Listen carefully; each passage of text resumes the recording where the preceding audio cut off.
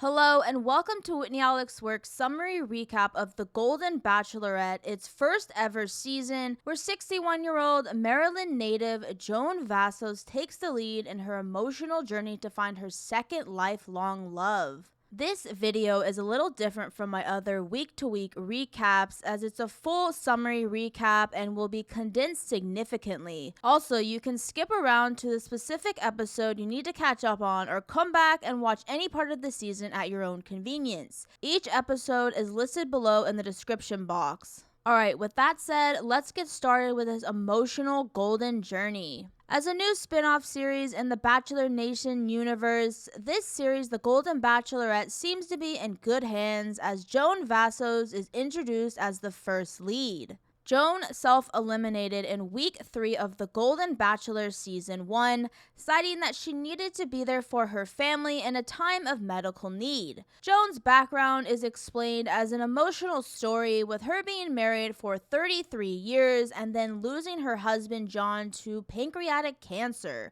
Joan was devastated at the sudden loss of her husband and struggled to move forward in life after such a heartbreaking tragedy. Joan, as the Golden Bachelorette, wants to find love again but knows it will be quite the journey, but she is willing to try. 24 men from around the United States have been casted to romance Joan as she navigates her second chance at love. Joan begins her journey at the iconic Bachelor Mansion located in the Malibu Hills, and one by one, Joan is introduced to the Golden Men and the whole vibe is quite elegant. The men are excited to meet Joan and they do their best to make a great first impression. Most of the introductions are tame, which isn't necessarily a bad thing, but despite the low-key introductions, each man has a lasting impression on Joan. We eventually have some fun gimmicks with David, a rancher from Texas who rides in on a horse. We also have Keith, described as Girl Dad. He drives in on a station wagon, and Joan is overjoyed, saying that it reminded her of her childhood. We also have a fun introduction with Kelsey, Joey's final pick in The Bachelor Season 28, as she comes out of the limousine and introduces a familiar face. Kelsey's dad, Mark, is here and he is ready to join the cast in hopes to find love again. With everyone finally introduced, Joan is excited to greet the 24 men and comes in and begins her introduction toast. But Pascal, a salon owner from Chicago, described as the Frenchman because he has a thick French accent, he takes her away first and furthers their introductions. Joan is wooed by many seemingly elegant men as Dan, a private investor from Florida, makes a great impression, as well as a man named Greg who set up some Hawaiian-themed station, as well as Jordan, a sales manager from Illinois. He plays pickleball with Joan, only for the entire cast to come out and play a supposed game of pickleball, but it seemed more like just batting practice. But everyone has fun together and there is already a brotherly vibe with all the men instead of straight competition, at least so far. The night continues with more men making a great impression on Joan, with examples like Mark, Kelsey's dad, Jonathan, a shipping consultant from Oakland, Iowa. He impresses Joan with a poem from the heart, and Joan admits that she is excited about Jonathan being a potential romantic partner. We are also further introduced to Jack, who came in singing Frank Sinatra. He decides to cook for Joan and they share a warm meal together. Chalk, an insurance executive from Wichita, Kansas, he makes a genuine connection as they both want to go on a safari together and seemingly plan one in the future. But it's Keith, the girl dad from San Jose, California, that rules them all. Joan and Keith play cornhole and they reflect on Keith's entrance with the station wagon, and Joan admits that she can see herself introducing Keith to her friends and family already. So it's no surprise when all of a sudden Joan grabs the first impression rose and gives it to Keith, securing him another week and getting not only the first rose of the Golden Bachelorette series, but he also shares his first kiss with Joan. Rose ceremony number 1. With Keith safe for the night, Joan comes in and thanks the men for stopping everything in their lives for a chance to find love again. Joan then calls out the following men in order, securing them another week. She calls Dan first, then Jonathan, next is Mark, then Guy, Charles K, Gil, Gary, Pascal, Chalk, Kim, Christopher, Greg, Charles L, Jordan, Bob, Michael, and the last rose goes to Jack. Night 1 exits were Bill, David, Ken, Pablo, RJ, and Thomas. 18 men remain. We begin week 2 at the Bachelor Mansion with the 18 remaining men moving into the mansion, with most of them sleeping in bunk beds, with everyone in their 60s except for Mark, Kelsey's dad, who is 57. I'm putting in an early bet that Mark has the reality TV fast pass to possibly be the next Golden Bachelor that the show has been promoting over the season's commercial breaks, but of course we'll see. This week, host Jesse Palmer introduces the men to the concept of the show. Despite all the romance and early friendships forming, Jesse explains to the men that this is a reality competition, which means one by one they will be eliminated until there is only one man left. So, for the first group date, 8 men are invited on it, with everyone knowing that only one man can get the group date rose.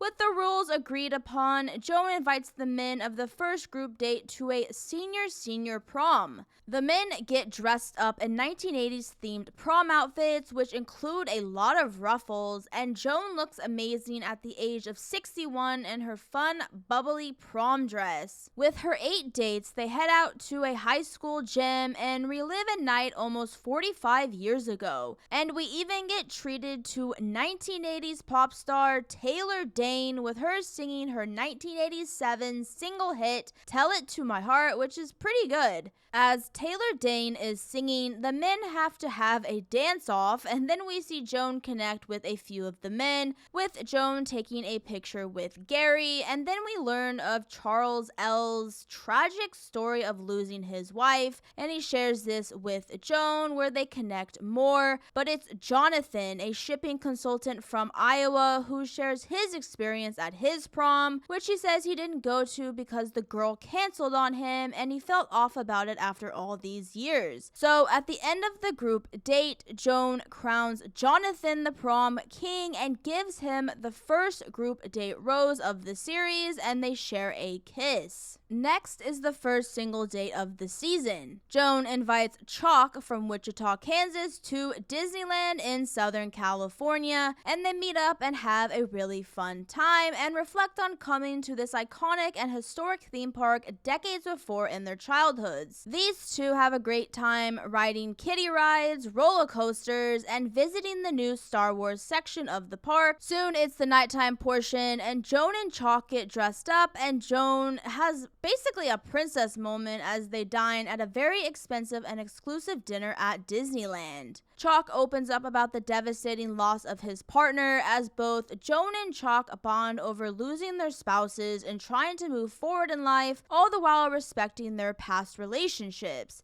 It's always deep conversations as the time is limited, and Joan shares in her confessional that Chalk makes her feel safe, and she gives him the rose, and afterward they share their first kiss with fireworks in the background. The second group date has 9 men invited on it, and it's a talent show date, which is a throwback to Joan winning the first one on The Golden Bachelor Season 1. So with task in hand, the 9 men do their best to impress Joan and the other judges on their so-called talents. Some were fun and ridiculous, and Kim, the retired Navy captain from Washington, he sings a charming song which moved Joan enough that she gets up and gives him a kiss. But Dan, who describes that he has tremors, which makes his hand shake, he addresses on stage that his shaking is because of a medical issue and he does some ribbons. Joan is moved, and then she announces that Dan has won the talent show and he gets to have a single date because he was the victor. This disappoints the other men, who are sent back to the mansion, and Kim is majorly bummed. But Dan and Joan spend some quality time together in a theater room with a very cool backdrop, backdrop, where Dan opens up about his struggle with medical issues back in 2015, and Joan listens and shares her sympathy and emotions about how fragile life can be,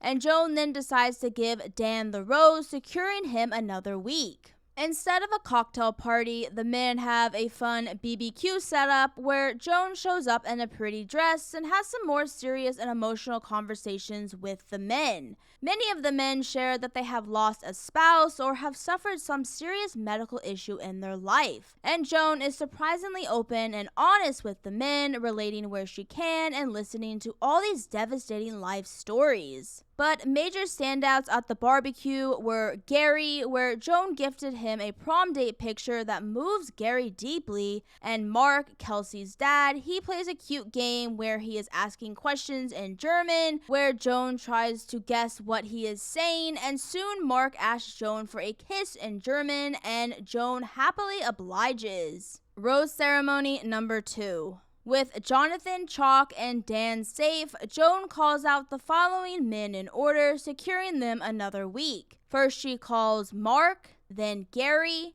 Pascal, Jordan, Charles K, Keith, Gil, Charles L, Kim, Greg, and the last rose goes to Guy, which means Bob, Christopher, Jack, and Michael are heading home. 14 men remain. Episode 3 begins with a lot of footage of the remaining 14 men living with each other around the Bachelor mansion. Everyone is getting along despite them all dating the same woman, and many are happy for others when they get a single date. Host Jesse Palmer greets the men and introduces them to a brand new week. He addresses that there are 2 single dates this week and 1 huge group date. The first single date goes to Pascal, the self-described Frenchman and salon owner who lives in Chicago. He meets up with Joan and they drive off in a luxury car only for them to jet off to Las Vegas for a fun and fancy date. They dress up in luxurious clothes and soon they are greeted by Mr. Las Vegas himself, Wayne Newton. He sings to the couple and Joan and Pascal grow closer as they kiss and dance together. At the nighttime portion of this single date, Pascal opens up about his humble beginnings and believes he is more than the luxurious image he puts on for the public. Joan really likes Pascal and they end up riding the high roller Ferris wheel where Joan gives Pascal the rose, securing him another week. Next is the group date, which has 12 men invited on it, so with such a large group of men, it's no shocker that the date will turn into a competitive situation where the men will have to play kickball and compete for the after party. The men get trained by prior NFL players Eric Dickerson and Andre Reed for what is being called the quote, the Quaker Oats Kickball Bowl. Jesse Palmer broadcasts the game while the men are split between the red and the blue team. After a high-stakes competitive game, it's the blue team that wins the extra time with Joan, so the red team has to return to the mansion. The blue team heads to the after party with Joan where she connects with the 6 winners. Standouts include Charles L. They connect more about the loss of their spouses, as well as Joan connecting with Gary, but it's Gil, an educator from California, that makes an emotional connection with Joan, as Gil talks about his adopted daughter and the joy of being an educator. At the end of the group date, Joan gives the group date rose to Gil, securing him another week. The last date of the week is a single date. Joan invites Jonathan, the shipping consultant from Iowa, and they spend the day riding horses and connecting more on an emotional level as Jonathan shares his experience with race and identity and learning that he is enough in a relationship. Joan is really taken with Jonathan and they share hugs and kisses, and Joan gives Jonathan a rose, securing him another week. After all the dates of the week, Joan is struggling with her emotions as she is worried about her 92-year-old mother being sick, as well as her feelings of losing her ex-husband John. She arrives to meet the men in the mansion and sits down and expresses that she is most likely never going to be over her ex-husband John, but she wants to have more love in her heart for another relationship. The men are moved by Joan's openness, and this prompts many of them to reassure her that they are there for her and are still open to pursuing a serious relationship. We even see Gary Turner, the first Golden Bachelor, back on the show to talk to Joan about her experience so far. He questions her about whether or not she sees her future partner in the group of men she has left. She says she does, and Gary wishes Joan the best, as Gary's appearance was a major fake out that he would possibly join the show, but nope, Gary was only there to support Joan as she moves forward in her journey for love. Rose ceremony number 3. With Pascal, Gil, and Jonathan safe, Joan calls out Guy's name first, then Dan, Gary, Jordan, Chalk, Charles L, Keith, and the last rose goes to Mark, which means Charles K, Greg, and Kim are heading home. 11 men remain. Episode 4, or week 4, begins with an exciting group date. It begins when 9 men are invited on it and they head out to meet Joan at a theater in Los Angeles. Another performance date is upon the men, and it's a Chippendale male dancing themed date where the men are challenged to dance in front of a live audience. The cause is to promote cancer awareness and research, as the event is in honor of Joan losing her ex-husband John to pancreatic cancer. The men are moved by the event's noble ambitions, and they do their best with a fun and wild group date. Caitlin Bristow, Bachelorette number 11, is there to help host the date, and as the group of men get dressed up in costumes, they dance in front of a live audience, all the while doing their best to romance and show off to Joan. This event was more about cancer awareness, so nobody won the competition, and the 9 men head to the after party to further connect with Joan. The after party sees Chalk, the insurance executive from Wichita, Kansas, further his already strong connection with Joan. Joan even admits that Chalk is most likely her strongest connection so far. But Jonathan makes a strong attempt to continue their romance. Also, Mark is seen furthering his connection with Joan, but at the end of the Chippendale themed group date, Joan gives the rose to Chalk, securing him another week. But then suddenly the next day, emotions are running high as Chalk learns devastating news. His mother has passed and he is rightly upset. He knows he needs to be there for his family, and he decides that he is going to head back to Kansas. And the men are there to support his decision as Chalk emotionally greets Joan and tells her that he is leaving because his mother passed. Joan is emotionally supportive and is worried that maybe Chalk won't be able to come back, citing her own reasons for leaving the Golden Bachelor season 1 last year. So with Chalk leaving, there are suddenly 10 men remaining. After Chalk's departure, the next date is a single date. Joan invites Jordan, a sales manager from Chicago, on it. Their date takes place at an ice rink designed specifically for them, as the two end up ice skating and enjoying a makeshift winter wonderland. Jordan and Joan then sit down as Jordan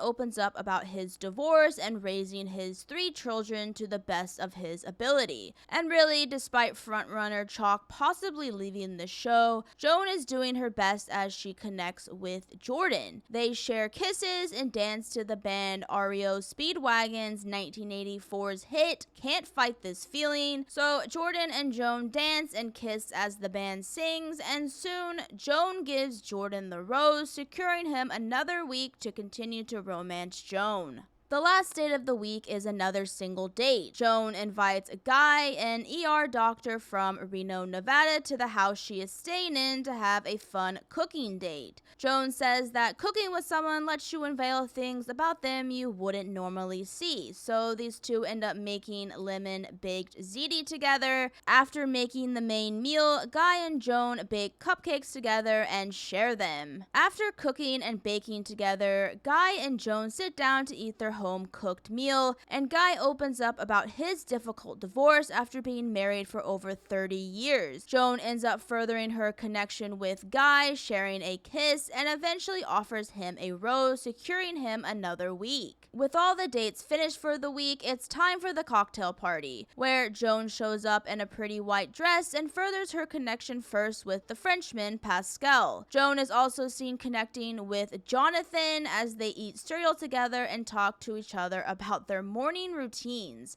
But Keith, who received the first impression rose on night 1, he is struggling to further his initial connection with Joan. He takes her to have a deeper conversation, but it ends up just being surface level, which makes Keith worried that he may be going home. Meanwhile, a big surprise comes before the next rose ceremony, and Chalk is back and he is here to stay. Joan is overjoyed that Chalk returned and he is ready to jump back into the love competition. So with Chalk returning, we are back to 11 men remaining. Rose ceremony number 4. With Chalk, Jordan, and Guy safe, Joan knows this will be a difficult night as she only has 4 roses to give out. She first calls Pascal, then Jonathan, Mark, and the last rose goes to Keith, which means fan favorite Charles L. is heading home, as well as Dan, Gary, and Gil. 7 men remain.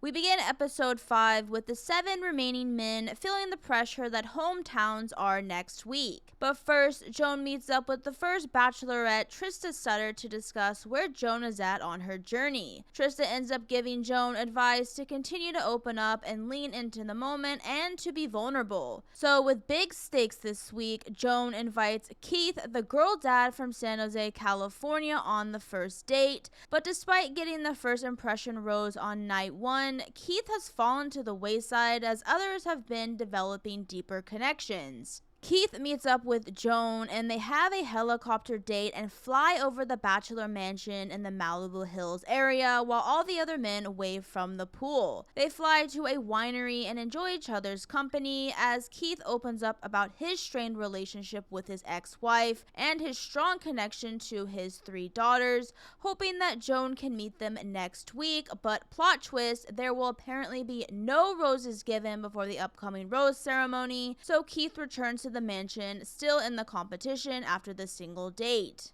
The next date of the week is a 5-to-1 group date where Joan invites Chalk, Guy, Jonathan, Pascal, and Jordan on it. The men know that there will be no rose given out, so it's all about having fun and sharing laughs. But suddenly the men are getting bothered that Chalk is getting territorial about Joan. They are seen cuddling while the rest of the men are just there. So it's awkward as the men are finally starting to show some jealous behavior. But this competition vibe transitions into each of the men talking to Joan one-on-one and sharing what a possible hometown date could be like. But it is worth noting that when Joan sits down to talk to Chalk, Joan admits to Chalk that she can see a future with him and they kiss each other. The last date is a single date between Joan and Kelsey's dad, Mark. The two meet up and they have a fun date going on a yacht and enjoying each other's company. However, despite the romantic setting, Joan and Mark are struggling to open up as host Jesse Palmer sends them on a scavenger quest around the boat to get them to loosen up. This tactic ends up working, but when they sit down again, Mark speaks about the devastation of losing his wife to breast cancer and tells Joan about seeing signs in life that tell him he is on the right path. He shares that this journey is where he needs to be and he believes that he is doing the right thing in order to find love again. But while Mark believes that he has succeeded in furthering his connection with Joan, at the end of the date, Joan says in her confessional that something is missing. The next day, Mark is overjoyed about how his date with Joan went, but then we see Joan show up early to the mansion and she wants to pull Mark aside for a heavy conversation. Joan essentially lets Mark know that she can't see a palpable future with him, but she has enjoyed getting to know him and wants him to ultimately find love. Mark handles himself with grace and says that he has grown as a person and as a father through this journey. So with Mark's sudden pre-rose ceremony exit, all of a sudden 6 men remain.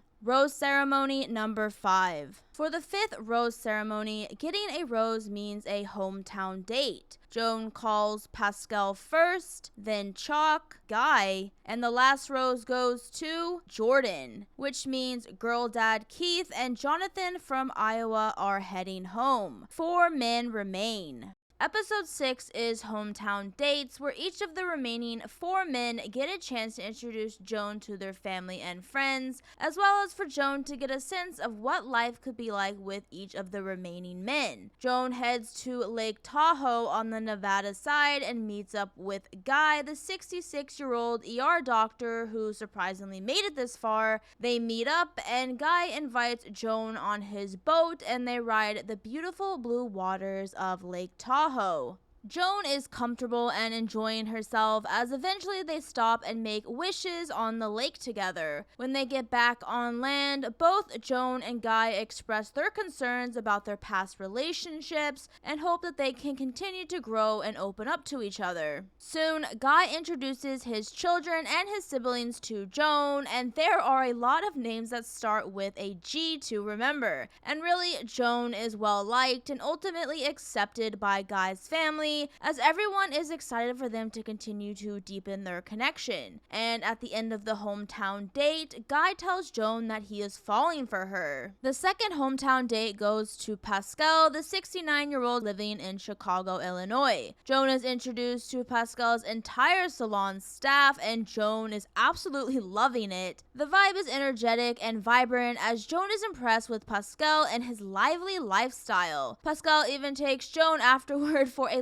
luxury car drive in the suburbs. And when it's time for Joan to meet Pascal's family, she is introduced to his daughters, his son, and his friends. And just like Guy's family, Joan is immediately well liked as she talks to his daughters and his son about Pascal and their possible future together. And just like Guy, it was surprising to see Pascal get this far, but these two apparently have a deeper connection than previously known, as suddenly Pascal and Joan deepen their relationship, and Joan admits that she can definitely see herself fitting into Pascal's life. The next hometown date is still in Chicago as Joan visits Jordan, the 61-year-old salesperson. Joan admits that this relationship with Jordan is a slow progression and she worries that they might not be ready to further their relationship by the end of the week. But despite the concerns about the strength of their connection, Jordan takes Joan around Chicago and treats her to deep dish pizza as well as some colorful cake. When it's time to meet Jordan's family, Joan meets his daughters and his brothers, and Joan is once again pretty well liked, but Joan expresses her concerns that Jordan might not be fully ready to commit to a serious relationship. This is obviously not good news for Jordan's case, as Jordan even recognizes that he is more guarded than he wants to be. The last hometown date goes to Chalk, the 60-year-old insurance executive from Wichita, Kansas. Joan meets up with Chalk and he brings her to an emotional event as she meets his children and his family. And to honor Chuck's mother's passing, they plant a tree together, which is an emotional experience as each family member speaks about Chalk's mother's passing. Joan is there and is heavily involved with comforting Chalk, as Joan again admits that her strongest connection is probably Chalk. Chalk even tells Joan that he is falling in love with her and that he is all in on her. Rose ceremony number 6. Joan has to make a difficult decision as she knows that she has to send someone she cares about home. First she calls Chalk, then Guy, and the last rose goes to Pascal, which means Jordan is heading home. 3 men remain. We begin episode 7 with Joan and her 3 remaining men traveling to the island of Moorea, an island part of Tahiti, which is the largest island in the country of French Polynesia. As a slight twist, Joan is staying on the water with Windstar Cruises as she begins her romantic week of overnight dates. But before she begins, she is surprised by Nancy from The Golden Bachelor Season 1. Joan and Nancy sit down as Joan discusses where she is at with each of her remaining remaining men. The first date of the week goes to Guy. They continue their boating adventures as they enjoy a day on the water, and Guy admits again that he is all in on Joan and that he is falling for her. They kiss and end up swimming with sharks and sharing romantic moments in the tropical blue ocean waters. When it's nighttime, the two meet back up and Guy shares that he is really happy and he is hopeful for their potential future together. Joan says that she can see a future with Guy and invites him to an overnight date, but Joan informs him that she is going to refrain from furthering physical connections with any of the men, and Guy understands as they spend quality time together with the cameras off in an overwater Tahiti bungalow. For the next date, Joan invites Chalk. They meet up as Joan is dressed in white and she tells Chalk that they are going to spend some time driving an ATV in the jungle. They have a great time together as Chalk is fully invested in Joan and truly believes that they are meant for each other. When they sit down to sip champagne, Chalk says that he is crazy about Joan and really wants to be with her. Joan says some magical and telling words as she says that, quote, Chalk makes her feel seen. Joan then invites him to overnights when they sit down and lets him know that she will refrain from getting physical. They then head out and spend some quality time together. The last date of the week goes to Pascal, who before the date with Joan sits down with host Jesse Palmer and expresses his concerns about being in a serious relationship, as he cites that his last relationship is still fresh enough that he is struggling to move forward with his feelings with Joan. This doubt Pascal is experiencing is important as he meets up with Joan and they participate in a traditional bonding ceremony, which completely freaks Pascal out, knowing that his feelings are not matching Joan's. For the nighttime portion, Joan and Pascal meet up on the cruise boat as Pascal suddenly tells Joan that he isn't ready for this relationship, and despite having his walls slowly come down, he tells her that they are back up and he can't get there with her. And all of a sudden, Joan is saying goodbye to Pascal. With Pascal suddenly exiting the show, only 2 men remain. But with Pascal leaving, Joan is completely upset and doesn't know if she will end up alone at the end of her journey. Welcome to Joan's finale episode. Before we begin, please like and subscribe here at Whitney Alex Works for more Bachelor Nation summary recap videos just like this one. Alright, let's get started. The finale begins with Joan feeling upset and crushed about Pascal leaving the show, and she doesn't know if she will find love at the end of her journey. Then Nancy comes in again and she listens to Joan express her doubts about finding love, but Nancy says that Pascal leaving is actually a good thing because now it's just between Guy or Chalk, and she can focus all her energy on her final 2 men. Joan and Nancy hug it out as Joan moves forward with her journey, and next for her is to introduce her last relationships to her adult children. The cruise ship heads to the island of Bora Bora, still in French Polynesia, and Joan is introducing her son and daughter and their partners to Chalk first. At first, Joan's children are apprehensive about Chalk as he even kisses Joan right in front of them, but as Joan's children get to know him better, they do end up liking Chalk a lot, and then they give their approval to their relationship. Then we switch to Joan and Chalk's last date before proposals, where Chalk tells Joan that he loves her and that he wants to marry her. Joan is very moved and it feels like,